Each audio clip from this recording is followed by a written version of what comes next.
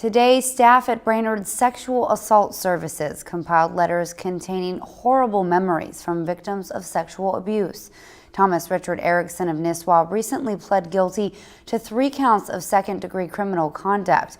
Hannah Tran has more on Erickson's abuse upon young boys that stretched on throughout several painful decades. These documents of past reports of sexual abuse upon young boys stretches across time, across decades. To the time frame commencing August 1 of 1990. Dozens of men reported sexual abuse from Thomas Richard Erickson from the early 1980s to the early 2000s after they visited his home in Nisswa. The next time frame, which was 92 to 95. Sources say 20 to even 40 men were abused by Erickson. Crow Wing County Attorney Don Ryan says most men cannot prosecute Erickson because they extended the 3-year statute of limitations timeframe following the incident. Victims were minors at the time it occurred, and the perpetrator was an adult. And so those situations can extend many, many years into the past.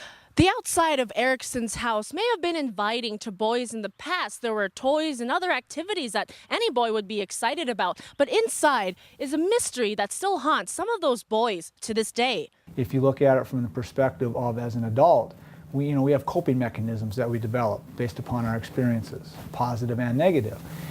Children don't have those same coping mechanisms develop. 3 victims were able to bring the case to court. Erickson pled guilty to 3 counts of second-degree criminal conduct after decades of billowing and painful silence. And a lot of things were done to them in the night, so they weren't able to describe that.